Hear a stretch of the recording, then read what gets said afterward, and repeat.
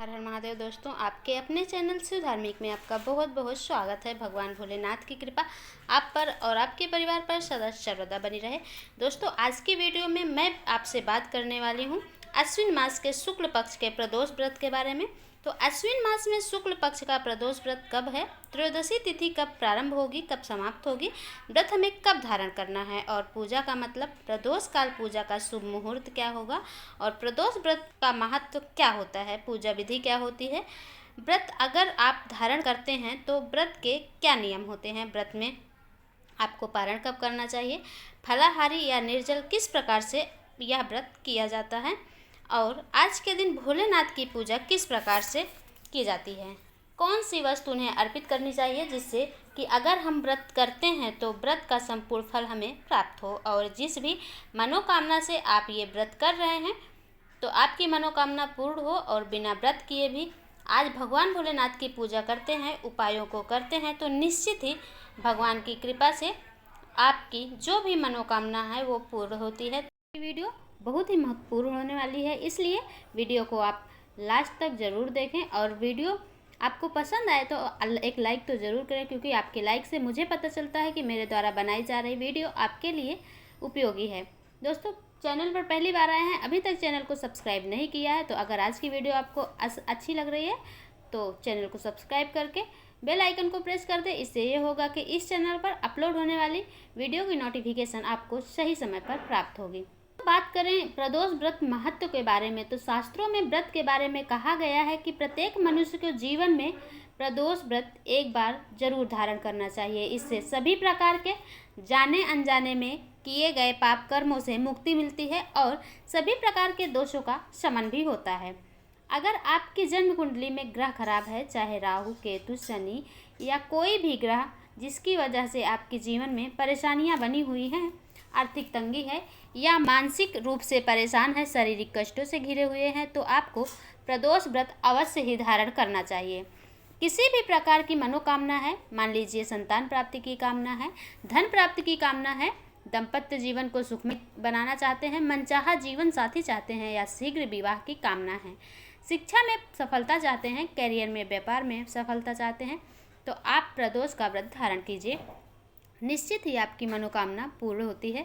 तो प्रदोष व्रत की सभी प्रकार की मनोकामनाओं को पूर्ण करने वाला तथा सभी प्रकार के दोषों का, ग्रह दोषों का शमन करने वाला बताया गया है, इसलिए इस व्रत को अवश्य ही धारण करना चाहिए। लेकिन मान लीजिए आप ये व्रत नहीं कर पाते हैं तो ऐसे में आप प्रदोष काल में भगवान भोलेनाथ की पूजा आराधना जरूर कीजिए, क्योंकि शास्त्रों के अनुसार त्रयोदशी तिथि को प्रदोष काल में संध्या काल के समय में भगवान भोलेनाथ और माता पार्वती अत्यंत ही प्रसन्न मुद्रा में होते हैं और धार्मिक शास्त्रों के अनुसार प्रदोष व्रत के दिन संध्या काल में भगवान भोलेनाथ शिवलिंग में साक्षात विराजमान होते हैं। तो इस दिन जब हम भगवान की पूजा करते हैं प्रदोष काल में, तो बिना व्रत किए भी रूप से हमारी मनोकामना भगवान भोलेनाथ पूर्ण करते हैं, क्योंकि साक्षात रूप से भगवान भोलेनाथ की पूजा आराधना करने से, माता पार्वती की पूजा आराधना करने से ऐसा हो ही नहीं सकता कि हमारी कामना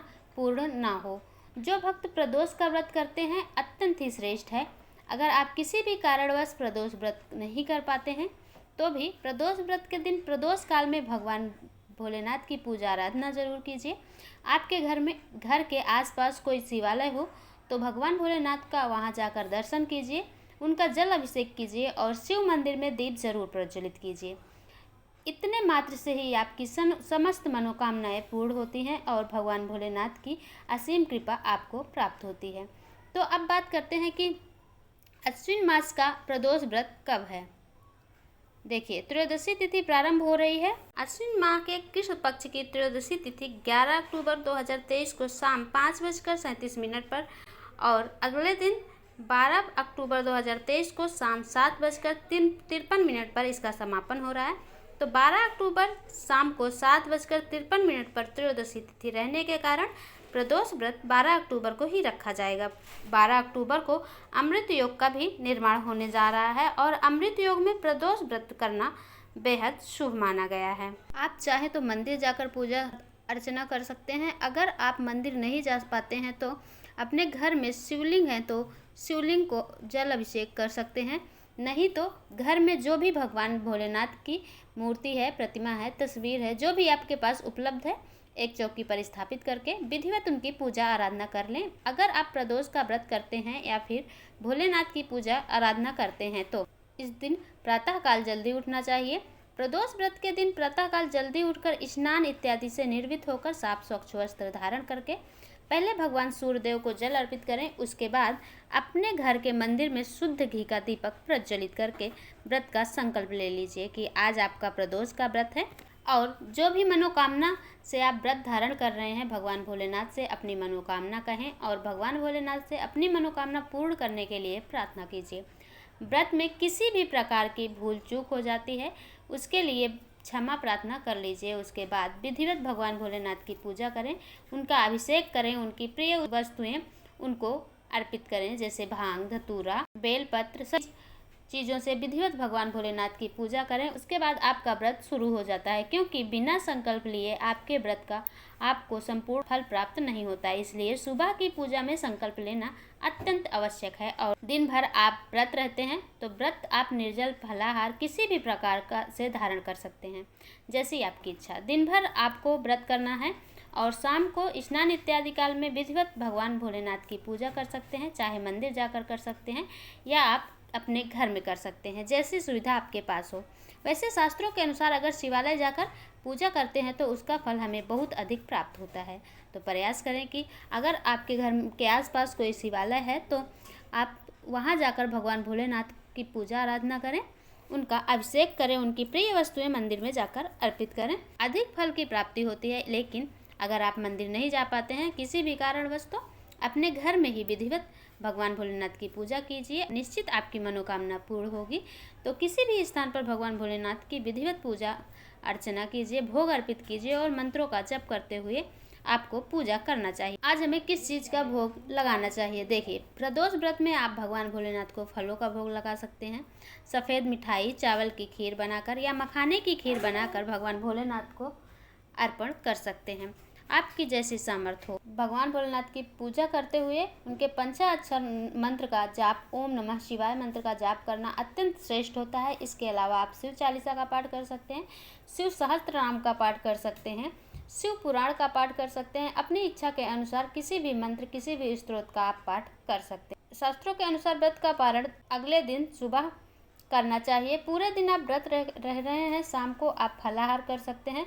अगले दिन सुबह उठकर स्नान आदि करके पूजा करके और फिर आपको शुद्ध सात्विक भोजन करना चाहिए, अपना व्रत खोलना चाहिए। बहुत से भक्त शाम के समय अन्न का सेवन करते हैं, तो ऐसे में आप मीठे अन्न का सेवन कीजिए। अगर आप शाम को व्रत खोलते हैं तो आपको प्रयास करना चाहिए कि आप नमक का सेवन मत कीजिए। सेंधा नमक का भी सेवन नहीं किया जाता है प्रदोष व्रत में, अगर आप शाम को व्रत खोलते हैं तो। और जो भक्त प्रदोष के अगले दिन व्रत खोलते हैं वो बिल्कुल शुद्ध सात्विक नमक वाला भोजन खा सकते हैं, कोई समस्या नहीं है। तो ये शास्त्रों के नियम हैं, इन नियम के अनुसार हमें व्रत धारण करना चाहिए। लेकिन आपने जिस प्रकार से ये व्रत प्रारंभ किया है वैसे ही आप ये व्रत कर सकते हैं। तो दोस्तों, आशा करती हूँ आज की वीडियो में मैं आपको संपूर्ण जानकारी दे पाई हूँ। अगर वीडियो आपको पसंद आई हो, आपके लिए उपयोगी हो, वीडियो को लाइक कर दें, क्योंकि आपके लाइक से मुझे पता चलता है कि मेरे द्वारा बनाई जा रही वीडियो आपके लिए उपयोगी है। दोस्तों, मिलती हूँ मैं अगले वीडियो में अगली जानकारी के साथ। तब तक के लिए नमस्कार।